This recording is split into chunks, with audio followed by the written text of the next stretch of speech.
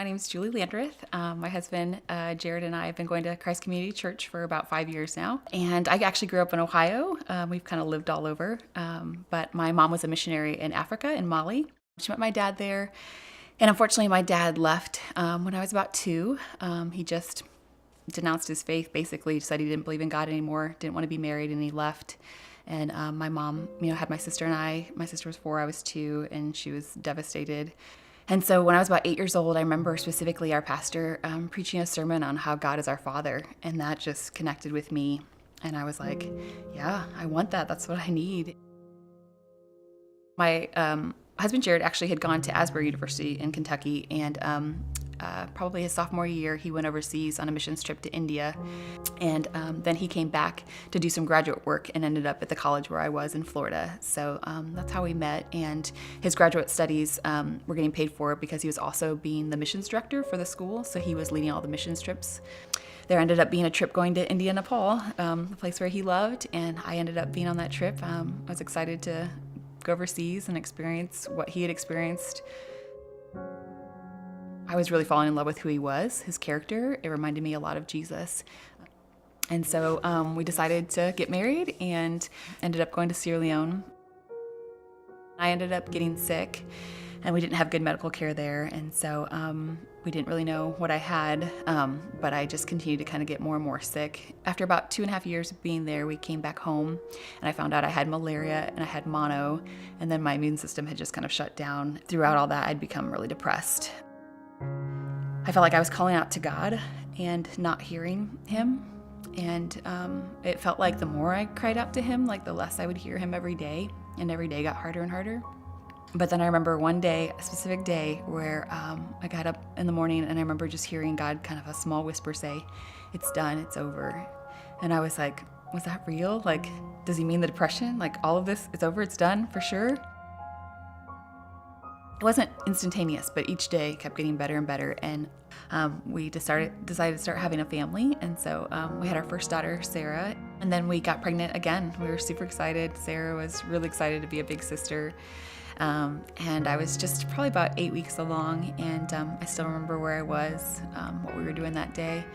And I went to the bathroom and realized something was wrong. And I hadn't even been in yet for my 9-week, first initial appointment with my doctor, but called him and let him know what was going on, and said, yeah, let's get you to the hospital and have some tests run. And they checked my hormone levels, and they said it looked like I was having a miscarriage. And instantly I was afraid. As soon as I went to the bathroom, I was afraid. What's happening? What's going to happen? Like, is everything going to be okay or not?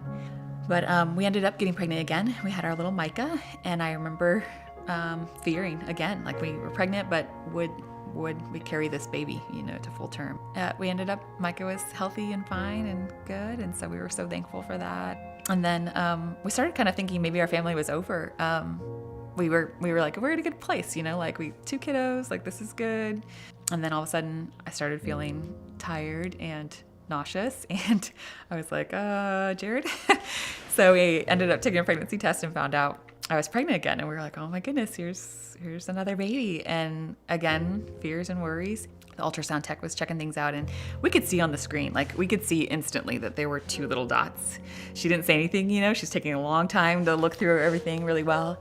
And then all of a sudden she says, you're having twins. But we also could tell, they were just teeny dots, right? But we could tell one was bigger than the other. And that kind of instantly, I was worried and afraid. And we had to keep going in every couple days. And they both were growing, but one was still always bigger than the other. And finally at about 11 weeks we went in, and one had kept growing and the other one didn't. And she couldn't find the heartbeat of the littler one. And I remember in my quiet times with the Lord, just like trying to process out loud my hurts and my losses of that, and just my worry for her, and just continually growing in my relationship with God, and realizing like we can pray for big things and we can trust and hope for big things, but still fearing, still having those fears. And they would come and I would turn them over to the Lord and say, God, I'm scared. When it came to delivery, first baby came out, our little baby Adora, and I kind of was like waiting, like for the doctor to be like, there's another baby. But she didn't. But I remember my hopes weren't dashed. I remember thinking, God's still God. God is still able, and He still is faithful. My normal tendency when something goes wrong, like out of the norm, is to jump to fear and worry. But I feel like God's changed that over the last probably 5-10 years. I feel like He took me from a lot of fear and a lot of hopelessness to a really strong, like brave, courageous faith. What I believe and what I walk in now is that God is good, He's faithful, and He's able. Knowing those things in my head and in my heart now, that God is good, He's faithful, and He's able, they help me in everything, in everyday life. Like, that's what gives me courage. That's what my faith is based on. That's what's kind of changed and transformed my life and made me who I am.